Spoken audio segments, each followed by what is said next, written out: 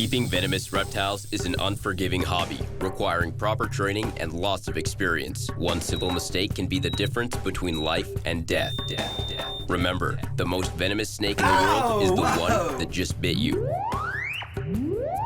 There are no venomous snakes with training wheels. Just because you see viperkeeper handle snakes a certain way does not mean you should try it too.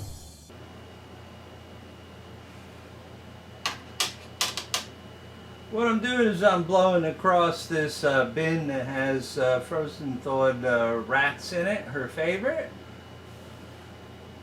Just seeing if she's going to turn and face this way.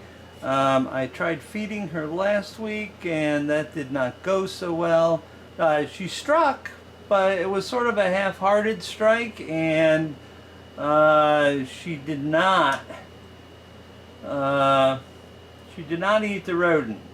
She hasn't been with a male in a couple of years, but she has produced slugs over time, and you can never tell when she has a little bit of male sperm left in there, and something's going to happen. But, you know, I'll keep my eye on her, and I think he's looking for another one. well, yes, but well, yeah, I haven't given him two in quite some time, but I'll do it this time because he looks interested, and we know that Mr. Boomslang is interested because he's looking at me like, oh, would you like another dude? Huh? There you go.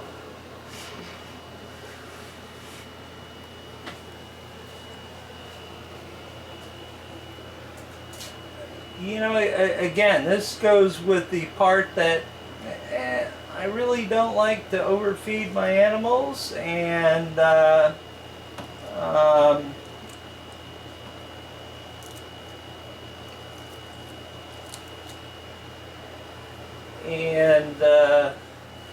I've been giving him one rat a week as long as he's not in shed and stuff, and he's thinned out a little bit, so this week, because Mrs. Viperkeeper commanded me to do so, he is a lucky boy and gets an extra rodent.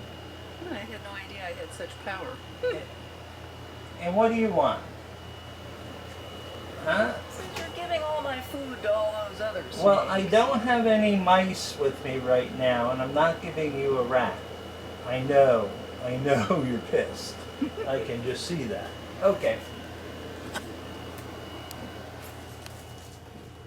And this guy is still huffing and puffing at us as he eats.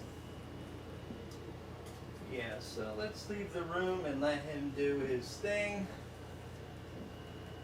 Otherwise,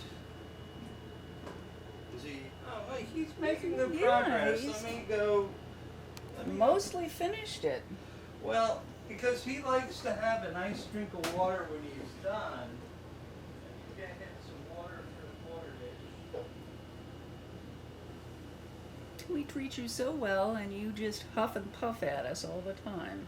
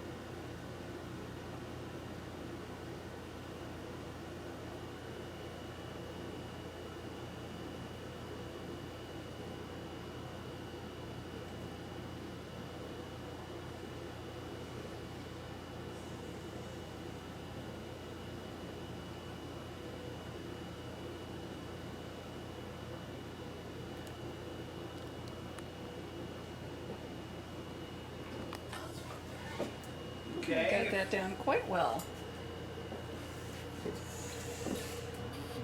Add some some water to his water dish.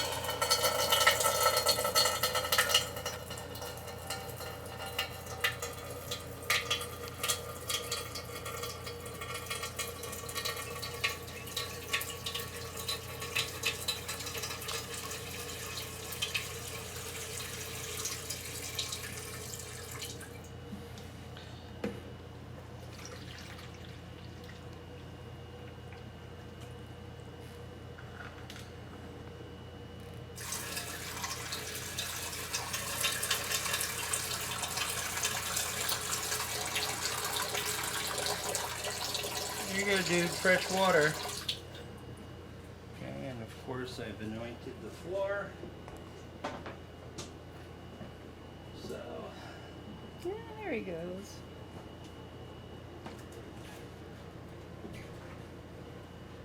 he always gets a drink after a meal.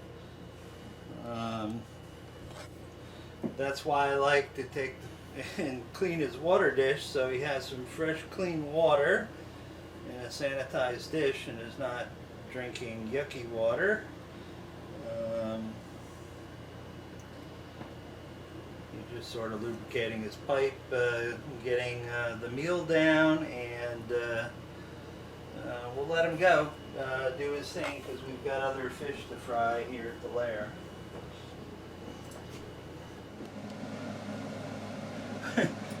I was thinking as she rockets out into my face why I do that. So we'll just let some rat juice sort of permeate. Oh, there we go. We got her attention. There we go. That did it. Would you like something to eat? Huh? Okay. Since she's very adept at killing things, although she does have issues eating things, she has trouble finding the right end of the rat to eat when she kills it. So I have to do this extra step of extending the rat's tongue so she knows what side is the side to go after. So we'll go straight in and catch her attention. Yeah, taipans never like to take rodents on the front end. There we go. We have a kill, and I'm shutting the door quickly so I am not her next kill. So we're just going to leave her go because she gets easily distracted and excited. So we're not going to, we're going to do what we need to do real quick and get out of here.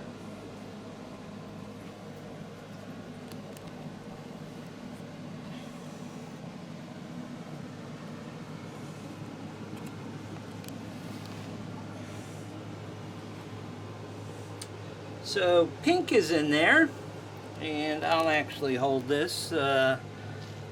Pink hasn't been fed in a couple of weeks, so I think I will give her something. I see pupil dilation, I see a hit, and there we go. We've got Happy Camper, and we're going to shut this because, like I said, the taipan is very easily distracted and we must clear the room. Mr. Taipan is wondering where his is, as well as probably Mr. Forrest Cobra, so we'll come back later and feed them. So here we are. And this cage is probably a little bit dirtier than it should be, but a little tough for me to get time clean bins on weekends and stuff. It's just tough. This is Echis osculatus. These guys are pretty good. Oops, as you can see. These are West African saw-scale vipers. I have some offspring in the other room that also need to get fed this week. Yep. I scared him. Echis, they're tough to get them to eat frozen thawed items, but these ocellatus seem to be doing a pretty good job. This one's in hiding, but what I usually do is I leave the food on their doorstep, and usually the next morning it is gone. So that's my normal mode of operation with these guys. Oh, jeez.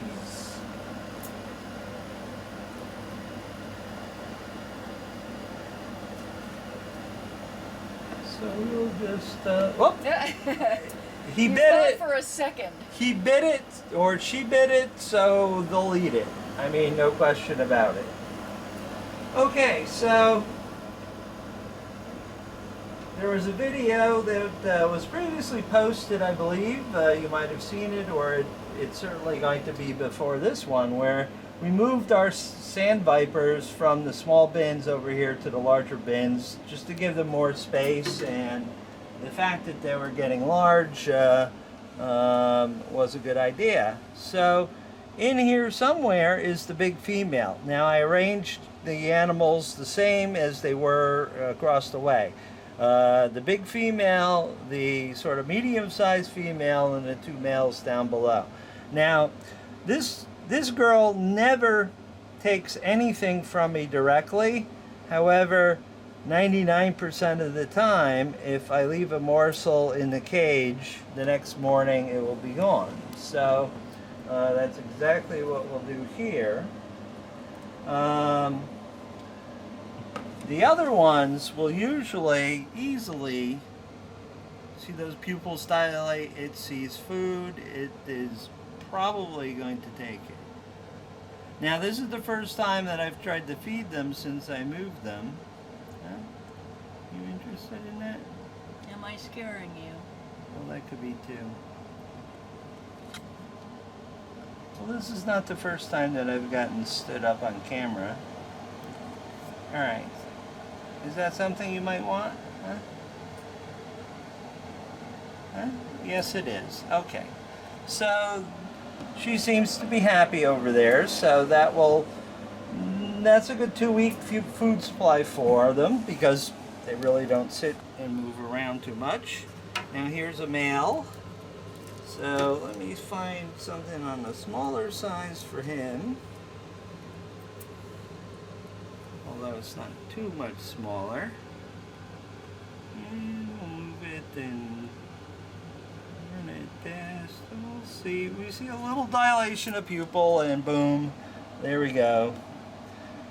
These things are cool. Their venom, well, it's not cool if you get bit, but their venom has a nephrotoxin, which attacks your kidney cells. Very interesting venom they have in their native areas in the Middle East. Of course, they have an anti-venom for them, especially, if it's a small child that gets bit. You would definitely want to give anti-venom so they don't have kidney damage. Oh, there's Big Eyes. Hello. How are you, boy? Would you like this, huh?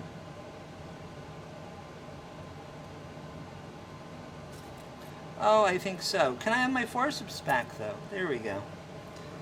So again, that's the Sahara sand viper, or Abyssinia viper, Cerastes vipera.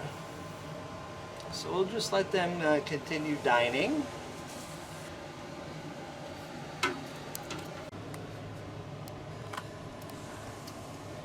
Now these are the Egyptian saw scales. These are the babies, and the father is over there. The mother passed shortly after giving birth to these guys. These guys can be a little picky. They used to strike right away. So usually if I leave it, they'll eat it. And usually this female's the picky one, and this female is generally a pretty eager feeder, but recently they've reversed roles, so you never know what you're going to get with these guys. Hello. Are you interested? I'm sorry, I'm making shake and bake for you. You want that? Huh?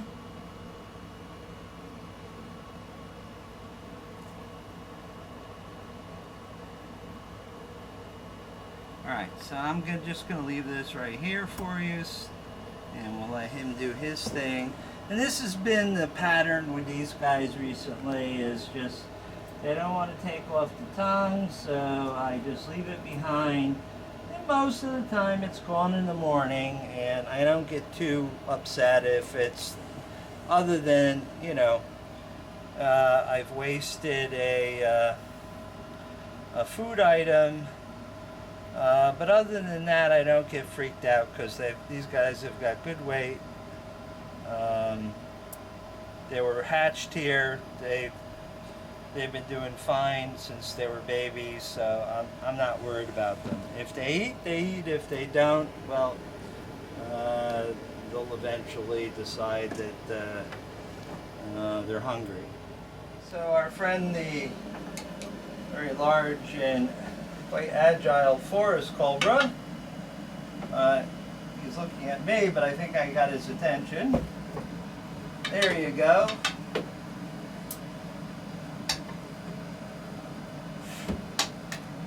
All right, calm down. Now, while he's semi-distracted, I'm going to try to get out the shed.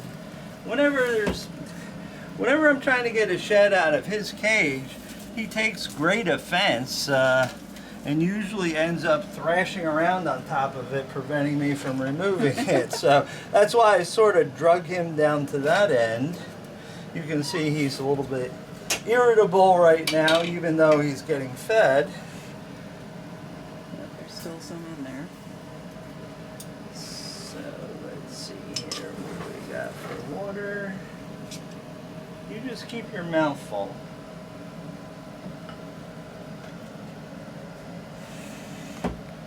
It's generally a very bad idea to reach into the cages, but I was eyeballing him, his mouth was full, and this snake does not miss a meal.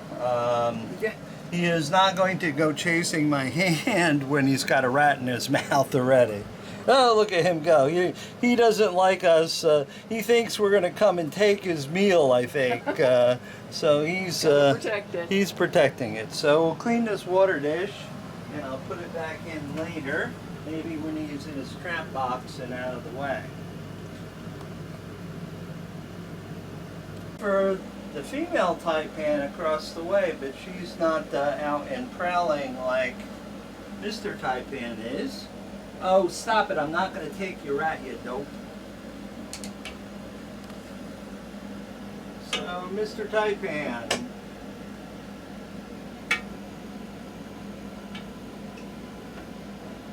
Yeah, you bit your tail, you dumbass. Okay, so it's all over pretty quickly.